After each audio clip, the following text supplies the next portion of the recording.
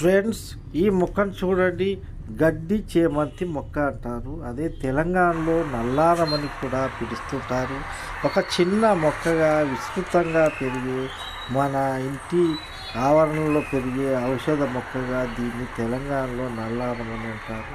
ఈ దెబ్బలను తగ్గించడానికి మంచి ఔషధ మొక్కగా ఉపయోగపడుతుంది. బ్యాక్టీరియల్ ఇన్ఫెక్షన్ కూడా తీసేస్తుంది. చూడండి ఏ విధంగా ఉందో ఆకును మీరు గమనించండి.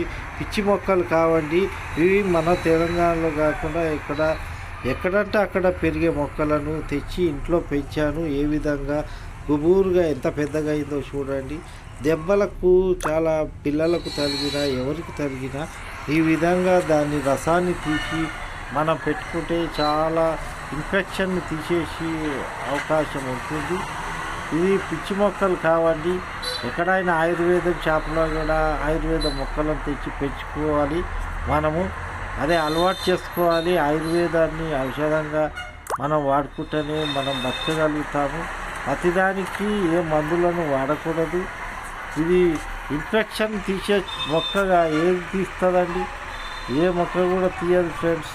నేను చెప్తున్నాను కదా, ఈ మొక్కలను మీరు పెంచుకొని వాడి చూడండి. నేను కూడా వాడుతుంటాను. ఏ విధంగా ప్రతి దెబ్బలకు కూడా నేను ఇది పెట్టి తగ్గించుకుంటూ ఉంటాను. మీరు నమ్మండి, నేను నమ్మి చెప్తున్నాను. నేను వాడుతాను కూడా ఇప్పటికి కూడా. మీరు ఈ పిచ్చి మొక్కలు కావాలి. ఆకు చూడండి, దానికి గడ్డి చేమంతిగా ఎక్కడంటే అక్కడ దొరుకుతుంది.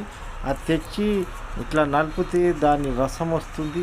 ఆ రసాన్ని తీసి మీరు దెబ్బల మీద పెట్టినచో ఇన్ఫెక్షన్ కాకుండా చూస్తుంది. ట్యాబ్లెట్ కూడా అవసరం లేదండి. ఇలాంటి ఆయుర్వేద ఔషధాన్ని మీరు నమ్ముకొని బతకాలి. ఆయుర్వేదాన్ని నమ్మాలండి మీరు ఫ్రెండ్స్. మీరు నమ్మితేనే మనం బతకగలుగుతాం భూమి మీద. లేదంటే ప్రతిదానికి ట్యాబ్లెట్లను వేసుకొని మన శరీరాన్ని పాడు చేసుకోవద్దు. ఈ మొక్కలను ఏంటి తెలుసుకోవాలండి ఫస్ట్. అది తెలుసుకున్న తర్వాత చూడండి రసం ఎలా వస్తుందో. ఆకు పిండితే దాని రసము ఇన్ఫెక్షన్ తీసేసే గుణం దానికి ఉంటుంది.